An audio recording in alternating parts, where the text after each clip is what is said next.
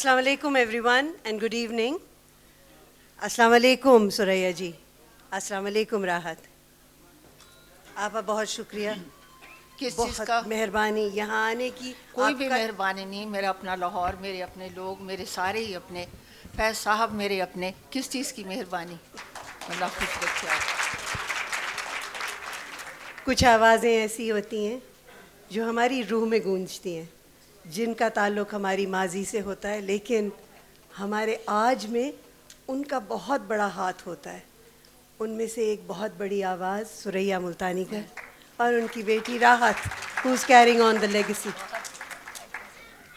सुरैया जी, एक सवाल मेरे जहन में बहुत दफ़ा आता है, मैं आपसे पूछूं, हालांकि मैं आपको इतने अरसे से जानती हूँ, इतना प्यार है आपसे, लेकिन आज मैं पब्लिकली ये सवाल पूछ रही हूँ।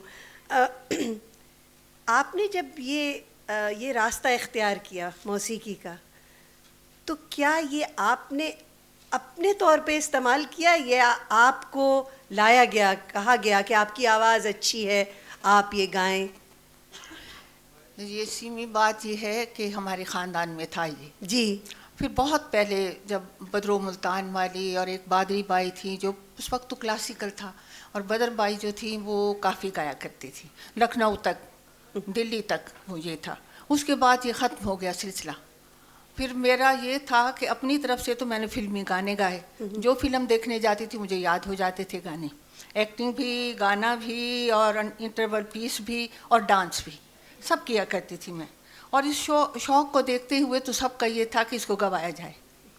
उस पे फिर 7 साल की उम्र में मेरा एक उस्ताद, जो हमारे कदीमी उस्ताद हैं बेटी पोतरा, उनको रखा गया और उन्होंने मुझे खमाज का ख्याल शुरू करवाया, क्योंकि खमाज राग मुझे पसंद है बहुत, और वो मुझे अभी तक बचपन में भी याद था, फिर जवानी में भी रहा, बुढ़ापे में भी याद है मुझे अब तक। थोड़ा सा सुना भी देती हूँ। ज़रूर।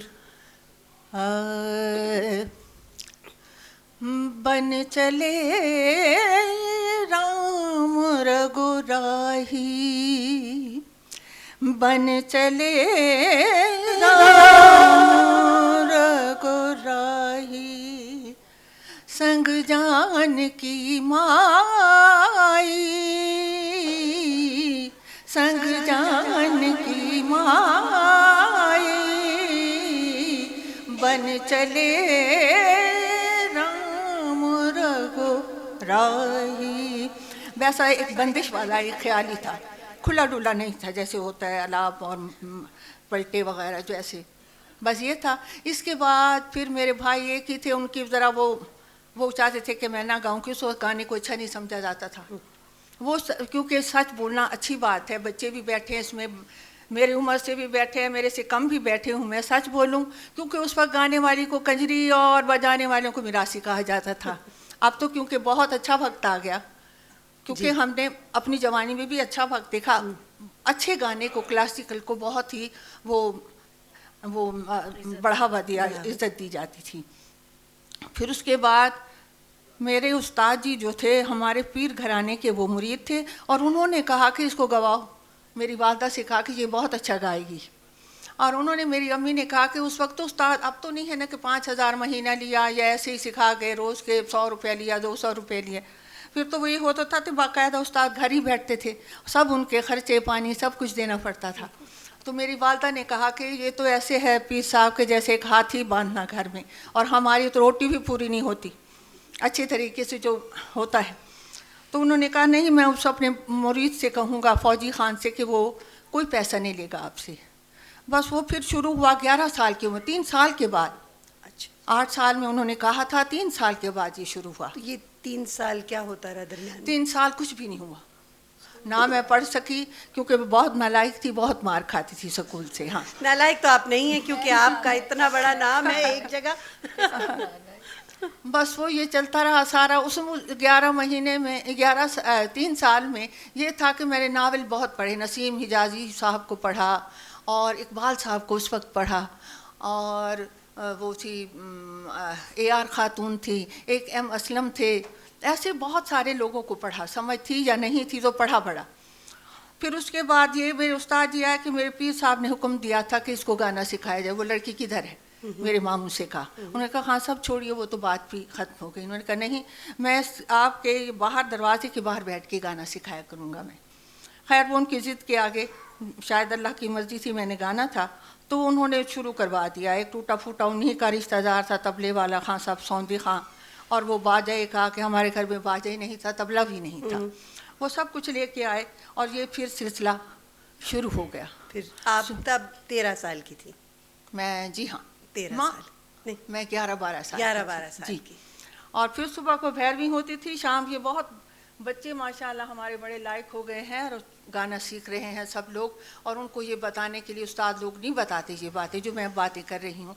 सुबह को भैरवी सिखाई जाती थी और शाम को इमन, 2 राग, भैरवी और इमन। और इस पे मेरा ऐसा ऐसा 10 घंटे का रियाज हो गया, 5 घंटे। उसी में वो खुद भी गाते रहते थे और लोग भी इकट्ठे हो जा। लामा अतीक फ़िक्री हमारे मुल्तान में बहुत गाने का अच्छा वो था, और बड़े बड़े उस्ताद लोग, और वो सब इकट्ठे ही होते थे सुबह शाम। तो ये सिलसिला चलता रहा। फिर उसके बाद मेरे उस्ताद जी ने, फिर मुझे लोगों ने एतराज़ किया कि 2 साल हो गए भैरवी और इमन गाते हुए, ये इसका क्या वजह है? इस 2 साल में तो बहुत राग आ जाते, उस्ताद तो गवा के सब कुछ गवा देते हैं। उन्होंने फिर बुलाया इकट्ठा, भाई इलायची फिरवा दो, सबको बुला लो। लोग आ गए, सब गाने बजाने वाले लोग। तो उन्होंने कहा कि भाई इसका ये है कि अब इसी से आपको मैं सुनवाऊँगा। मुझसे उन्होंने कहा कि भैरवी आती है, मैं क्योंकि भैरवी में गाती थी, डर भी था ना, हाँ कुछ भी नहीं था। तो उन्होंने कहा अच्छा गाओ, सा सारे गा मा पा धा नि सा सा नि धा पा मा गा रे सा रे गा रे सा रे नि धा सा, ये हो गया। तो उसने कहा अब इसमें से रिखब और पंचम निकाल दो।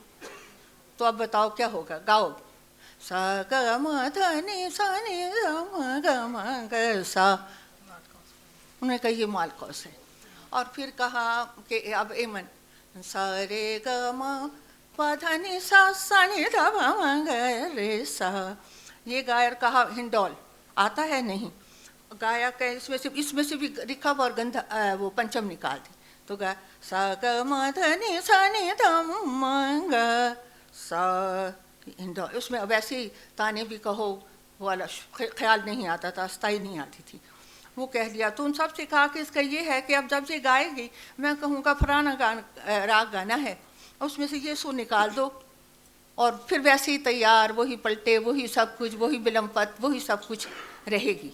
तो उसके साथ अब इसको तकलीफ़ नहीं होगी गाने में। और फिर हुआ भी ऐसे कि जब रेडियो में मैं आई, यहाँ ऑडिशन दिया, तो यहाँ से जो डिटेल जाया करती थी वो बहुत सारे ऐसे ऐसे राग होते थे जिनका खैर मैंने तो नाम ही नहीं सुना था, और वो फिर हम 3-4 दिन में वो तैयार हो जाते थे।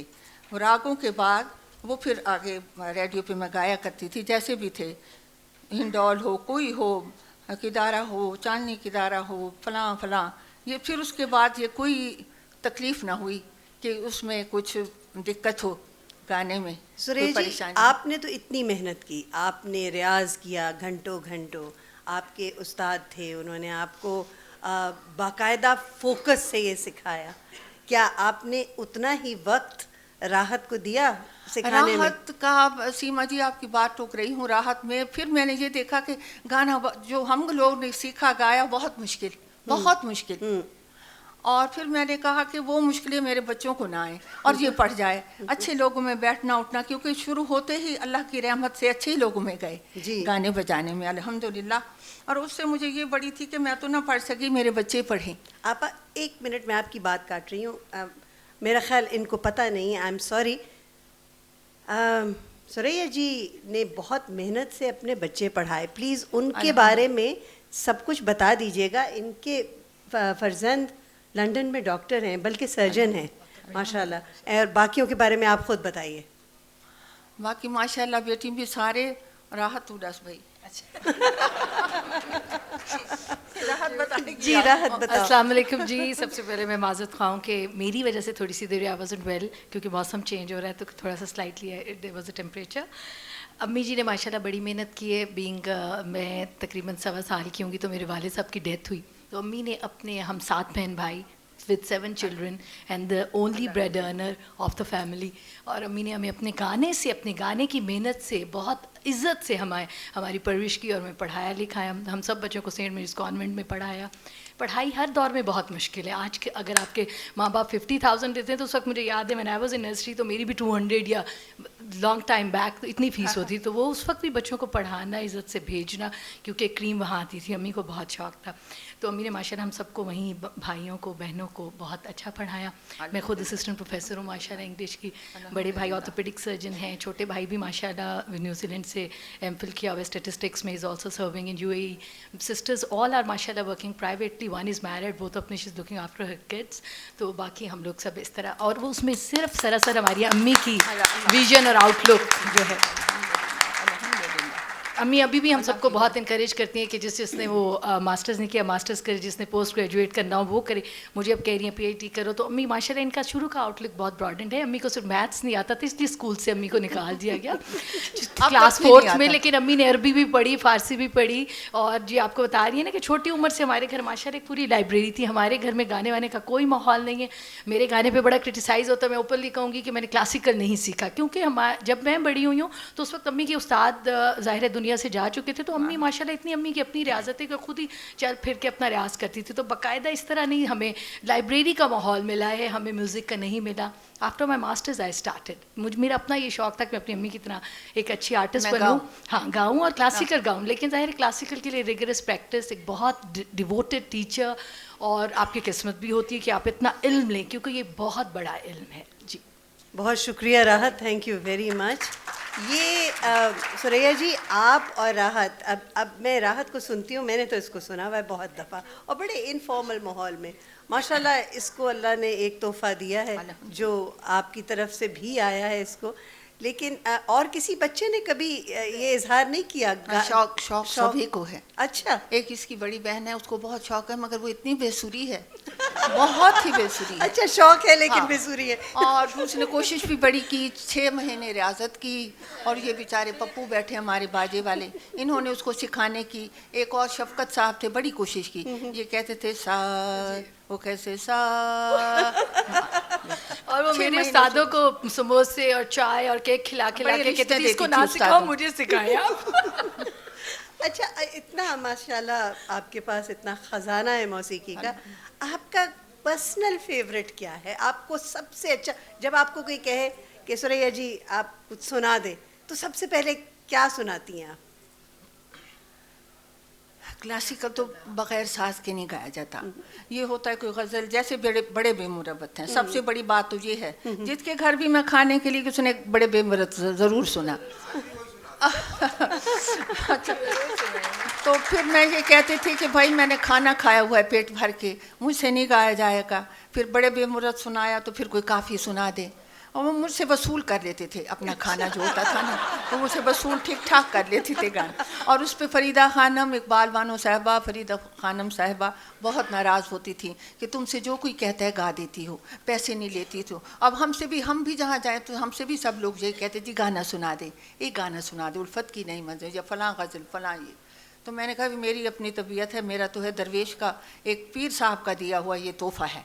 मेरी दिल आज़ारी या किसी का दिल दुखाना मेरा वो नहीं बनता. कोई शौक़ से प्यार से कहता है तो मैं सुना देती हूँ. उसमें मुझे पैसे वसूल की नहीं होती. पैसे जहाँ से मिलने होते किस्मत की बात होती है. इनके लिए मैं छोटे छोटे मुनज़्ज़ा, मेरी बहन छोटी, ये इस पे गवाह है कि मैं जब टीवी का करती थी तो मैं कहती हाय मुझे जल्दी से चेक ओपन करवा देना है ना. तो ऊपर जाती थी जब क्लर्कों के पास, वो कह सुरैया जी आप इतनी बड़ी आर्टिस्ट हैं, इतना गाना गाती हैं, इतना आपके पास पैसा है, इतना ये है, आपको क्या ज़रूरत है 1-2-3 हज़ार का चेक लेने का. मैं कहती भाई आपको नहीं पता कि मैं कितनी गरीब हूँ, आप कुछ नहीं जानते इस चीज़ को. जल्दी लेके जाऊँगी तो काम ही मेरे ही आएगा, मेरे बच्चों के काम आएगा. नहीं जी, जो आपने कमाया, जो आपकी उजरत है वो तो देनी है. वो 1 रुपया है या लाख रुपया है, वो तो उन्होंने देनी है. अल्लाह का बड़ा करम है. और ये है सीमी कि मैंने बहुत वक्त देखा है कि पैसा बहुत बड़ी चीज़. पहले मैं कहती पैसा कोई चीज़ नहीं है, इंसानियत, मोहब्बत, प्यार अब भी है, मगर अब मैं ये कहती हूँ कि पैसा भी इंसान के साथ दुख दर्द हो तो पैसा भी ज़रूर होना चाहिए. ज़रूर होना कि एक वो भी अल्लाह ताला मुश्किल कुशा है और पैसा भी आधा मुश्किल कुशा है, बिल्कुल. कि उसमें आपको वो डर खौफ वो भी नहीं होता. और आर्टिस्ट की ज़िंदगी बड़ी मुश्किल है। आप लोगों को बहुत लगता है, मैं देखिए कॉलेज पढ़ाती हूँ सुबह, क्योंकि गाने की जो रोज़ी है वो ऐसी है, किसी वक्त है और 4-4 माह प्रोग्राम्स भी नहीं है। हवाई हमने रोज़ी। अपनी अम्मी को देखा है सफ़र करते हुए इस तरह के, बाहर तो बहुत बड़े आर्टिस्ट है माशाल्लाह आपके पास, कोई मेरी अम्मी की एक पेटी यकीनन सेट्स की भरी हुई मुझे याद है, यानी उस ज़माने में सब जानते सोने का रिवाज होता था, और वो हमारी माँ ने सब हम बच्चों पे स्पेंड किया है। जब कोई मुश्किल वक्त आया तो अपनी पसंद, अम्मी की अब ये जैसी चीज़ साड़ी बेचती है, आती अब थी ये वैसा चीज़ सेट बेचती। बनता था। आर्टिस्ट ऐसे भी हैं, मगर ये कि अम्मी का सिर्फ गाना माशाल्लाह काम गाने का और उसमें अर्न करना, अल्हम्दुलिल्लाह, तभी मुझे अल्लाह लोग की अभी भी बड़ी कहते हैं कि रहमत जी आप जॉब छोड़ें आप गाना गाएं। बात ये कि जितने हमारे पाकिस्तान के आर्टिस्ट हैं ये बहुत स्ट्रगल करते हैं। यूरोप में आप जाएं वहाँ रॉयल्टीज़ मिलती हैं, इंडिया की और बात है। इधर का मसला ये कि यहाँ तो खाने पे आप 10 लाख लगाते हैं, आर्टिस्ट को कोई 1 लाख देने के लिए भी तैयार नहीं होता, और सबकी ये कोशिश होती है कि मुफ्त में आर्टिस्ट को बुला लिया जाए। तो इसी वजह से हम कभी भी, मैंने अपनी जॉब इसी वजह से नहीं छोड़ी, और मैं बाकायदा 24 घंटे गाना इसलिए नहीं कर सकती कि आपके लिए बहुत ज़रूरी है कि सोसाइटी में रिस्पेक्टेबल तरीके से आप अपना प्रोफेशन भी रखें, विच इज़ योर पैशन, थोड़ा अपना एम्बिशन और एम उसको भी करें। तो हमारी अम्मी ने बड़ा टफ टाइम इस लिहाज से देखा है कि ये, क्योंकि ये बड़ा मुश्किल है, यूँ आए हैं और यूँ गए, सारी उम्र हमने अपनी अम्मी को ट्रैवल कर देखा है मुल्तान से, क्योंकि दुनिया लाहौर में शिफ्ट हुई और बड़े आर्टिस्ट बने, लेकिन माशाल्लाह अम्मी हमेशा मुल्तान से ही गई पूरी दुनिया में और पूरे पाकिस्तान में ट्रैवल किया, और अल्लाह ताला ने बड़ी इज्जत दी अल्हम्दुलिल्लाह। अपने प्रोफेशन के साथ बड़ी डिवोटेड और सिंसियर हैं वो। मुझे राहत, आपने अपनी अम्मी को शुरू से जब से आंख खोली, जी, आपने बिल्कुल। गाते सुना, देखा, बिल्कुल। आप how did you feel? Did you feel fascinated? Did you want to immediately start doing that? Absolutely. हाँ? मैं स्कूल नहीं गई थी, मैं पहले रेडियो गई थी। मैं 2 साल की थी या 2.5 की, जो मेमोरीज मुझे हैं, फ्रॉक में मैंने अम्मी के साथ रेडियो जाना, उस वक्त लाइव रात को क्लासिकल होता था, तो मैं वाहिद घर का बच्चा थी जो अम्मी की उंगली पकड़ के, अम्मी हम बच्चों को तकरीबन हर जगह साथ रखती हैं, ले जाती हैं, तो मैं रेडियो जाती थी, और बच्चे आपको तो लाइव म्यूज़िक में घबरा जाते हैं, क्लासिकल में घबरा जाते हैं, इतना बड़ा ऑर्केस्ट्रा होता है या सारा कुछ, तो मैं रेडियो पहले गई हूँ, स्कूल में मैं बाद में गई हूँ, और मुझे हमेशा ही होता था कि मम्मी की तरह गाऊँ हमेशा, लेकिन चूँकि वो एक घर के कुछ एनवायरनमेंट ऐसी नहीं थी, म्यूज़िक की पढ़ाई की ज़्यादा थी, मैं सबसे छोटी, सब बड़े भाई बहन भाई पढ़ रहे थे, तो मेरा ये बड़ा दिल होता था कि काश मेरे भी टीचर्स आएँ और मैं भी अम्मी की तरह रिगरस क्लासिकल प्रैक्टिसेस करूँ, तो वो सिलसिला इस तरह रहा। बहुत शुक्रिया। देखें, बातें तो हम आज सारी रात करते रहेंगे तो ख़त्म नहीं होंगी, लेकिन क्योंकि हमारे पास बहुत महदूद वक्त है और हम चाह रहे हैं कि हम आपको सुने, तो मैं अब आपको दावत देती हूँ, प्लीज़ तशरीफ़ लाइए म्यूजिशंस, और राहत आइए। अम्मी की इजाज़त से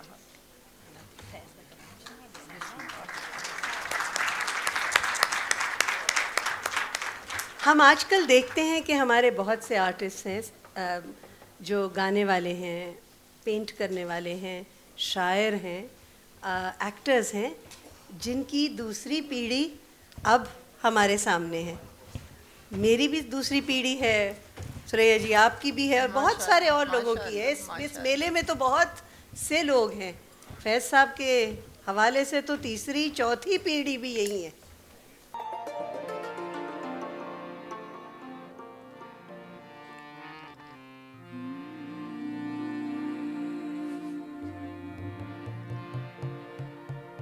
दश्ते तन्हाई में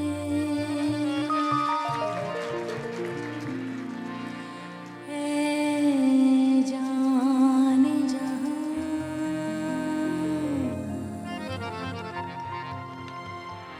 लर्ज़ां है तेरी आवाज़ के साए, तेरे होठों के सरा, दश्ते तन्हाई में दूरी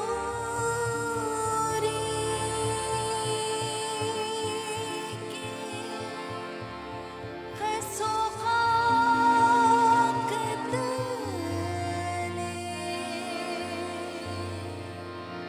खिल रहे हैं तेरे पहलू के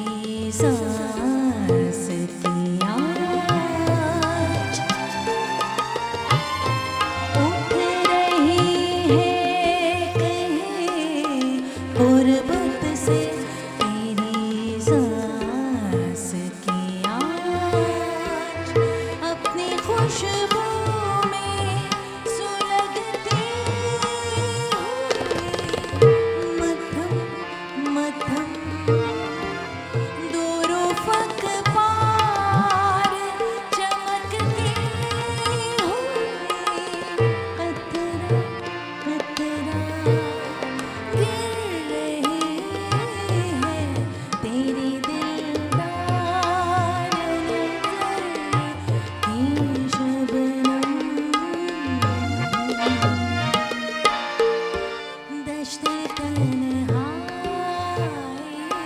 में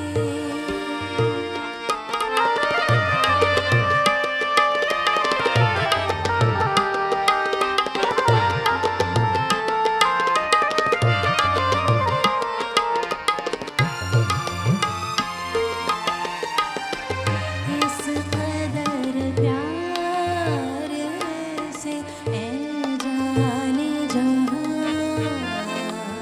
रखा है दिल के रुखसार पे इस वक्त तेरी याद ने हाथ यूं गुमा होता है गरजे अभी सुबह है तेरा ढल गया है जुड़ता दिन पे गई बस फिरा दश्ते तन्हाई में ए जाने जहाँ लरज़ा है तेरी आवाज़ के साए तेरे होठों की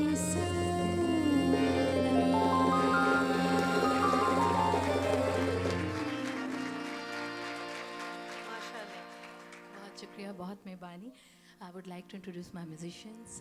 On my right is Mr. Sujat Tadu Saab. He's one of the most accomplished tablists. माशाल्लाह सब सीनियर लोगों के बाद मेरे जैसे जूनियर के साथ भी ये आज यहाँ तशरीफ लाए. I'm very much grateful to him. Salman Bani is playing keyboard with me. Tasneem Abbas has specially travelled from Multan for this show. हाँ जी.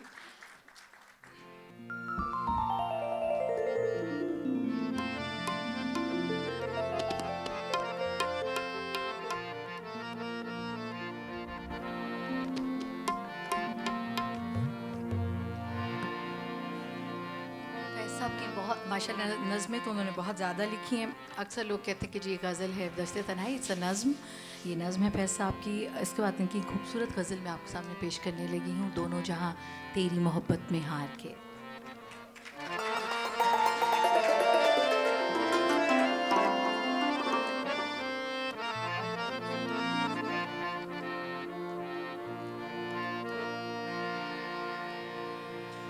दोनों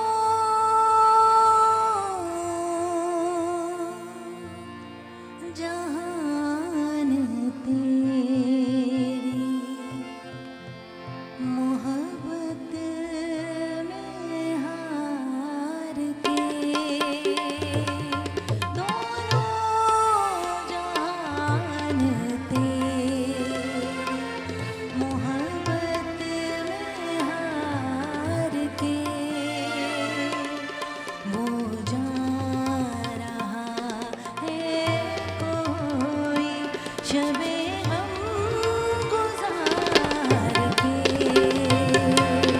दोनों जहान तेरी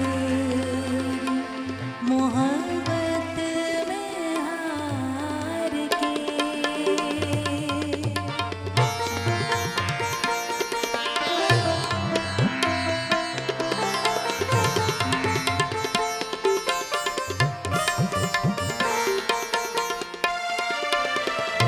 दुनिया ने तेरी याद से बेगाना कर दिया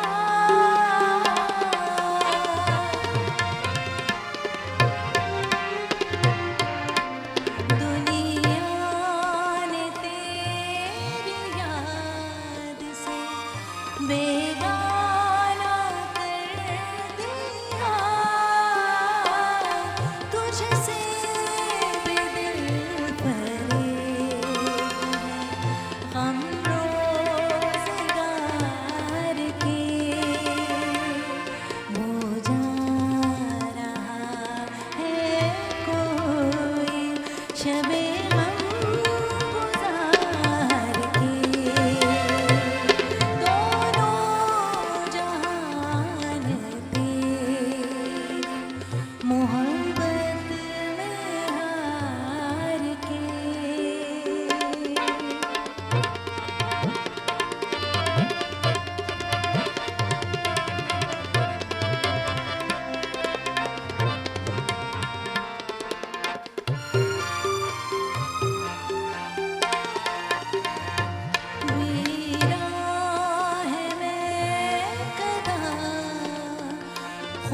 सागर उदास है,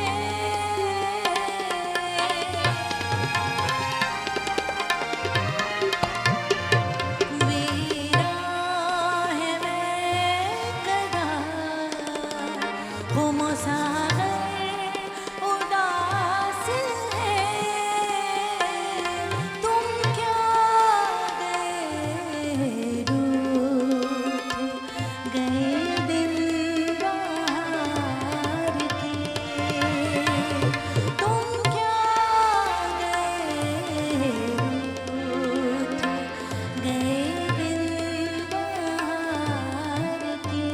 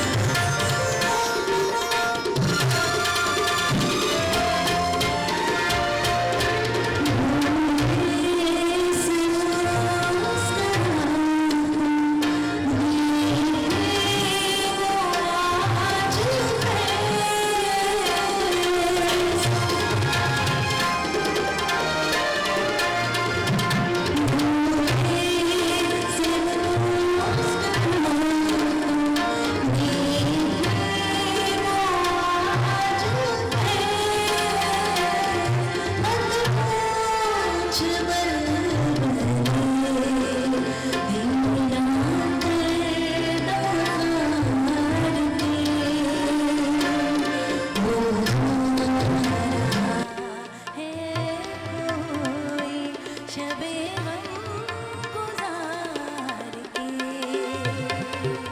दोनों जान तेरी मोहब्बत में हार के।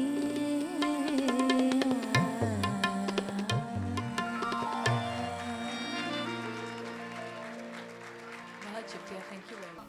आप सबकी इजाज़त से अल्लाह आपको खुश रखे, अल्लाह ताला। थोड़ा सा मैं ये अर्ज़ करूँगी कि 1 महीने से मेरे कान में तकलीफ़ है, तो उसकी वजह से कुछ रियाज भी नहीं है, कुछ गला भी सेट नहीं हो रहा। अब जो जैसा भी है कबूल कीजिएगा। और एक वाक़या सुनाना चाहती हूँ। पहली दफ़ा हमारे घर में फैज़ साहब आ रहे थे, मुल्तान आए हुए थे। मैंने दोपहर का खाना किया था उनका, और काफ़ी सारी ख़वातीन हमारे मुल्तान की और साथ में उनके खामन मियाँ उनके, वो भी सब लोग आ रहे थे। और हमारी घर में 2 माइयाँ काम करती थीं। एक बड़ा सफाई वफाई करवाई हमने, बड़ा सेटिंग वगैरह सब। आपको बड़ा याद होगा कि हमारे घर हवेलियों वाले होते थे, आप लोगों के भी होंगे, हमारे भी।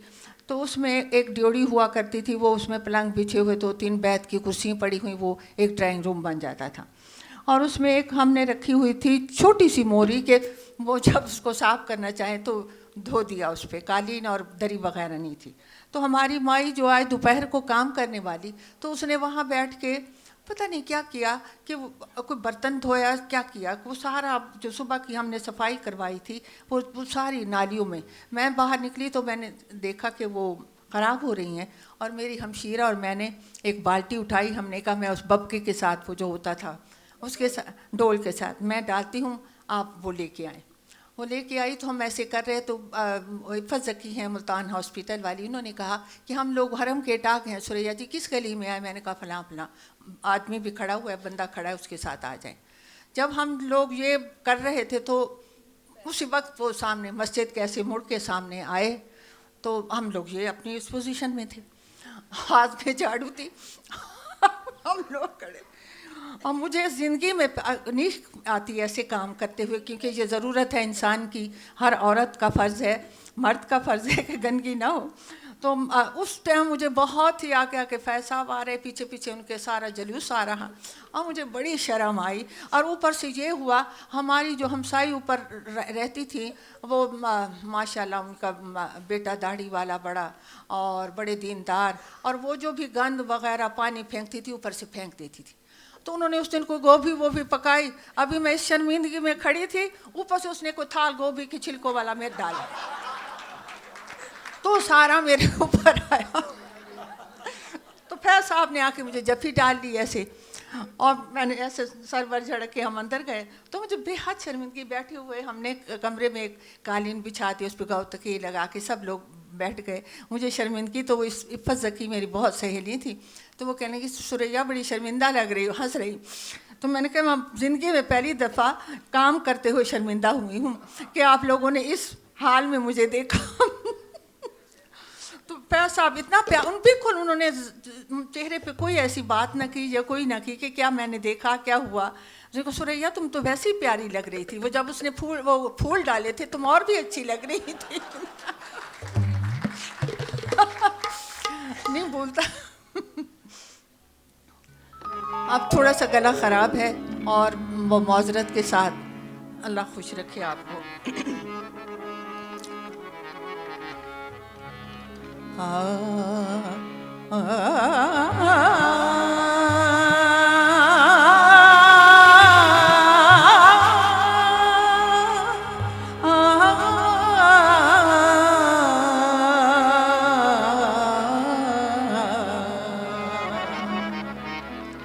मोहब्बत की झूठी अदाओं पे साहिब जवानी लुटाने की कोशिश न करना, बड़े बेमुरव्वत हैं, बड़े बेमुरव्वत हैं ये हुस्न वाले, कहीं दिल लगाने की कोशिश न करना, मुरव्वत हैं ये हुस्न वाले, कहीं दिल लगाने की कोशिश न करना, बड़े बेमुरव्वत हैं।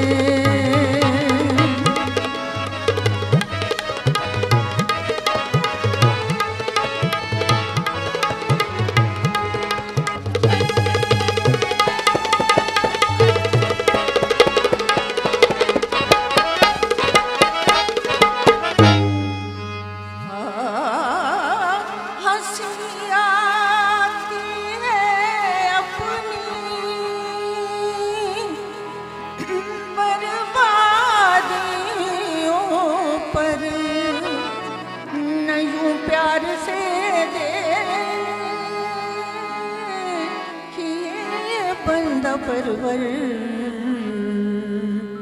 मेरे दिल के जख्मों को हो,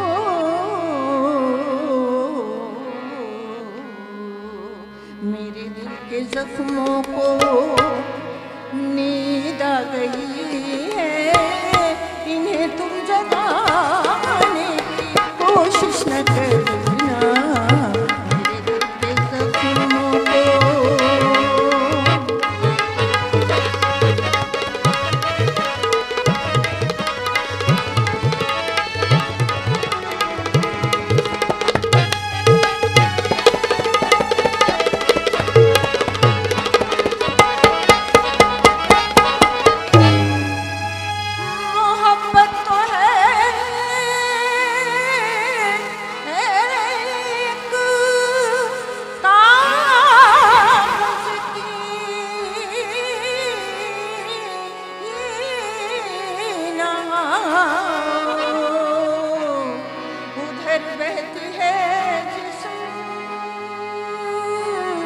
तरफ हो बहाओ, नजर के भंवर में ना तुम डूब जाओ,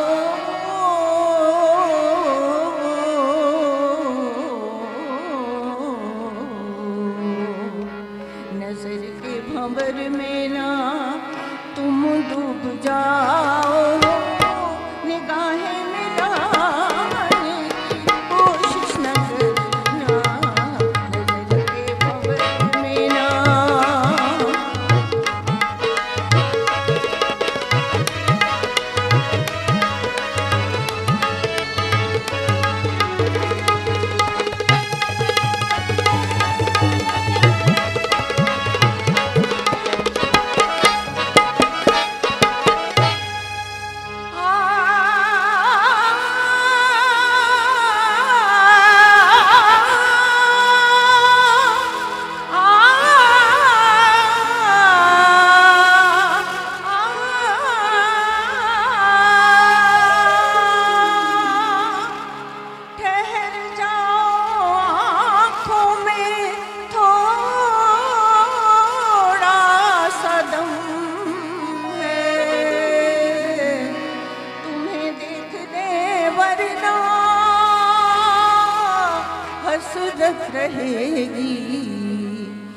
बनाते रहे हो,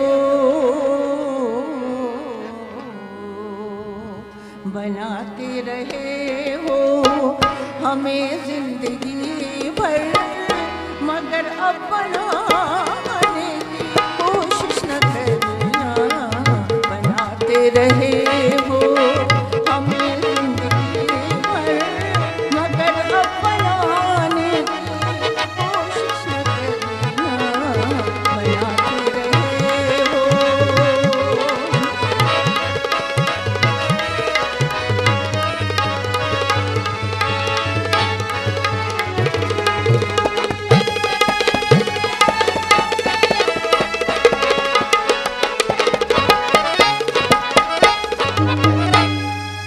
क्षमा बन के महफिल में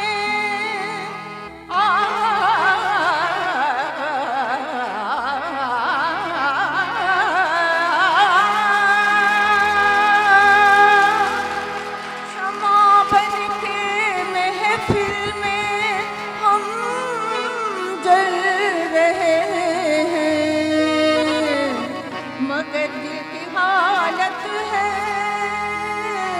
परवानों जैसी। खुदा की कसम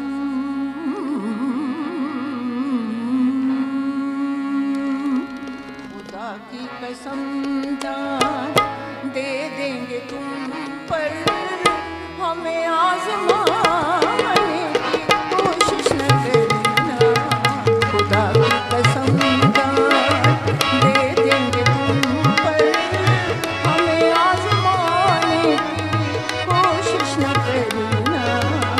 मोहब्बत की झूठी अदाओं पे सारी जवानी लुटाने की कोशिश न करना। बड़ी मुरब्बत है ये हुस्न वाले, कहीं लगाने की कोशिश न करना। बड़ी मुरब्बत है।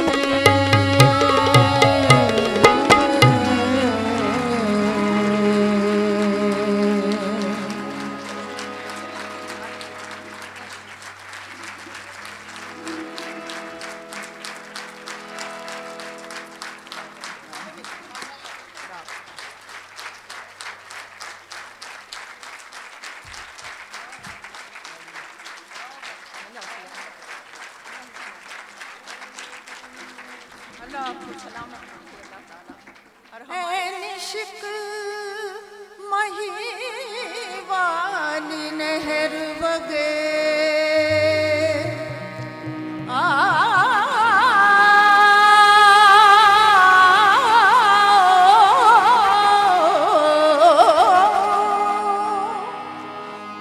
निश्क महीवानी नहर बगे, कई तरियां करमा वालड़ियां।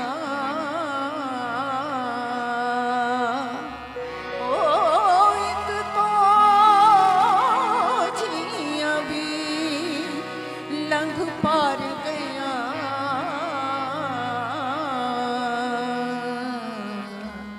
खड़ रोंदियां शक्लां वालड़ियां। एक सोनिया दे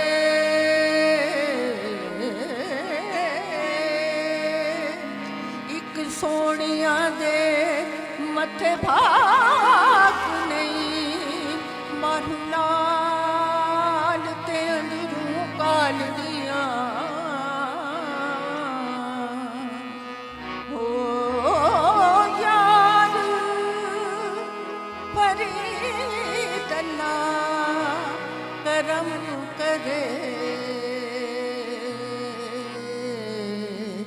ए बवालियां दे मथे लालड़ियां। आ चूरन यार पीनू पक्कियां वे पक्कियां नी के। आ चूरन यार पीनू पक्कियां वे पक्कियां नी के। आ चूरन